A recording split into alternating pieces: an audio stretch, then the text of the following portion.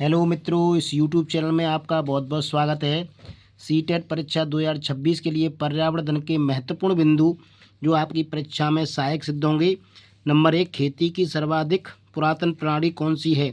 तो खेती की सर्वाधिक पुरातन प्रणाली झूम कृषि है, जिसमें क्या करते थे पुराने समय में लोग, अब भी हमारे देश में ये प्रणाली लागू है कि जहाँ जंगल होता था उसमें आग लगा देते थे, और जब आग जल के ख़त्म हो जाता था वो, तो वहाँ पर उसको उस जो राख होती थी या राख और मिट्टी में दाने बो दिया करते थे फसल के, और वो फसल उगाती थी। इस तरह से एक दो बार फसल लेके वो लोग वहाँ से चले जाते थे दूसरी जगह पर, और वहाँ पर फिर जहाँ जंगल होता था उसको जलाते थे, और जो पुरानी जगह को छोड़ देते थे। इस तरह से ये क्रिया चलती रहती थी। इसको कहते थे झूम कृषि। भारत के किस क्षेत्र में झूम कृषि की जाती है? तो भारत के पूर्वोत्तर राज्यों में आज भी झूम की खेती की जाती है, झूम कृषि। नंबर 3, मनुष्य के सर्वाधिक कार्यक्षम तापमान एवं आर्द्रता होती है। तो मनुष्य सबसे अच्छा कार्य किस तापमान पर कर पाता है और उस कितनी आर्द्रता पर कर पाता है? तो ये 25 डिग्री सेल्सियस पे मनुष्य का कार्यक्षम तापमान है, और 60% जो है आर्द्रता है। 4 नंबर, वनस्पति के सड़ने से कौन सी गैस निकलती है? तो वनस्पतियां जब सड़ती हैं या धान के खेतों में तो मीथेन गैस निकलती है, जिसको मार्स गैस बोलते हैं। क्या बोलते हैं? Marsh gas. वायुमंडल में आर्गन गैस की मात्रा कितनी होती है? तो वायुमंडल में 0.93% आर्गन गैस पाई जाती है। पौधों की सभी पोषक तत्वों से युक्त कार्बनिक पदार्थ को क्या कहते हैं? तो उसको ह्यूमस बोलते हैं, जिसमें सड़ी गली चीज़ें सभी होती हैं और उसमें उर्वरा शक्ति भी होती है। भारत में अवनालिका क्षरण से सर्वाधिक प्रभावित क्षेत्र हैं। तो ये चंबल घाटी है, जहाँ पर की मिट्टी भुरभुरी एवं आसानी से बह जाने वाली है, जो पानी के द्वारा, चंबल की पानी के द्वारा बह के वहाँ पे बहुत बड़ी बड़ी बीहड़ बन गई हैं। तो ये मालवा के पठार में आती है। तो ये अवनालिका जो क्षेत्र है वो चंबल घाटी में है। 8 नंबर, संसार का सबसे बड़ा लोएस्ट मैदान कहाँ पर है? तो ये चीन में है। कहाँ पर है? चीन में। मृदा में औसतन कार्बनिक पदार्थ कितना पाया जाता है? तो मृदा में 5% औसतन कार्बनिक पदार्थ पाया जाता है। क्लोरोफिल के निर्माण के लिए अति आवश्यक तत्व हैं। तो क्लोरोफिल में जो होता है उसमें Mg पाया जाता है, मैग्नीशियम पाया जाता है, और क्लोरोफिल एक हरा पदार्थ है जो पत्तियों में पाया जाता है और प्रकाश संश्लेषण की क्रिया में प्रयुक्त होता है। पोर्टफोलियो क्या है? यह एक विशेष अवधि में बच्चे द्वारा किया गया सर्वोत्तम कार्यों का संग्रह है, या एक विशेष अवधि में बच्चे द्वारा किए गए समस्त कार्यों का संग्रह, या इसको कह सकते हैं फाइल होती है एक प्रकार का। ये फोल्डर होता है जिसमें बच्चे की सभी गतिविधियाँ का को इकट्ठा किया जाता है। 12 नंबर, ईवीएस का पाठ्यक्रम संसार के बारे में बच्चे की समझ धीरे धीरे बढ़ाता है, स्वयं अपने आप से आरंभ करते हुए। तो बच्चे की समझ कहाँ से बढ़ती है? पहले अपने बारे में जानकारी करता है, उसके बाद अन्य चीज़ों के बारे में वह जानकारी प्राप्त करता है। तेलंगाना के सापेक्ष गुजरात और बिहार की स्थिति बताइए।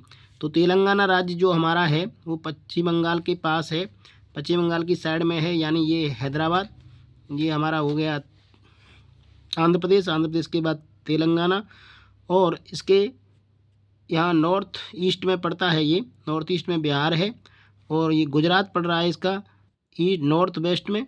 तो नॉर्थ वेस्ट में बिहार पड़ा उत्तर पूर्व में, और गुजरात पड़ा उत्तर पश्चिम में। तो हमें नक्शे की या मानचित्र की लोकेशन मालूम होनी चाहिए, कौन सा राज्य कहाँ पर है, तो हम आसानी से इनकी दिशा ज्ञात कर सकते हैं आपस में।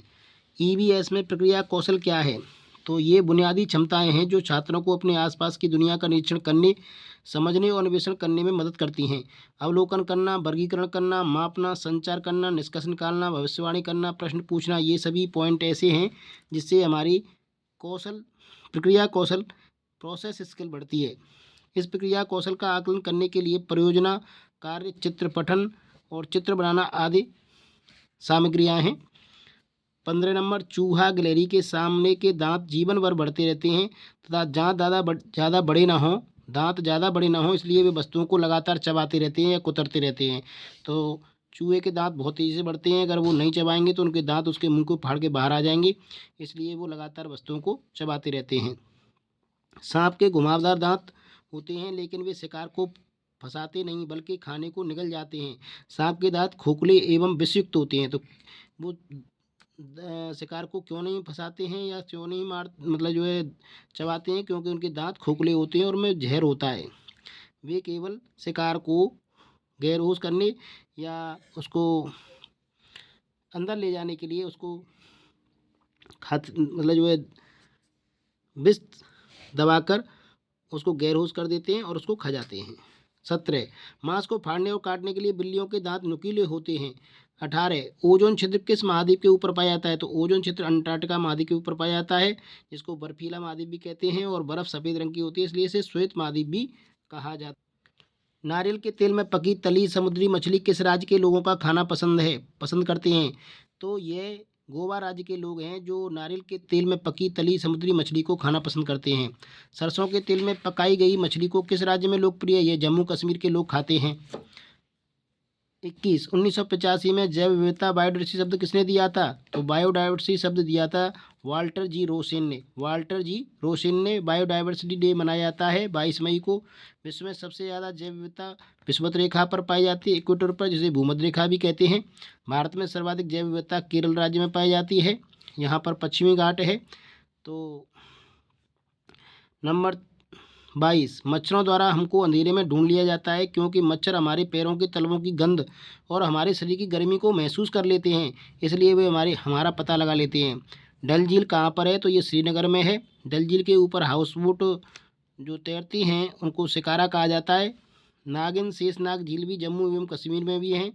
ईवीएस का आधार वाक्य है सामाजिक रचनावाद सिद्धांत, सोशल कंस्ट्रक्टिविज्म थ्योरी। लंबी दृष्टि वाले दो जानवरों के नाम बताओ। ऐसे जानवर जो इनकी सुपीरियर मैग्नीफिकेशन होती है वो बहुत दूरी तक वस्तुओं को देख लेते हैं, ऐसे जानवर नहीं, ऐसे पक्षी हैं बाज एवं गिद्ध। इनको पक्षी ही बोलेंगे, बाज एवं गिद्ध। तो ये थे कुछ महत्वपूर्ण 25 बिंदु जो आगामी टेट सी टेट के लिए उपयोगी हो सकते हैं। वीडियो पसंद है तो लाइक ज़रूर कर देना, चैनल को शेयर एवं सब्सक्राइब भी कर लेना। वीडियो देखने के लिए बहुत बहुत धन्यवाद।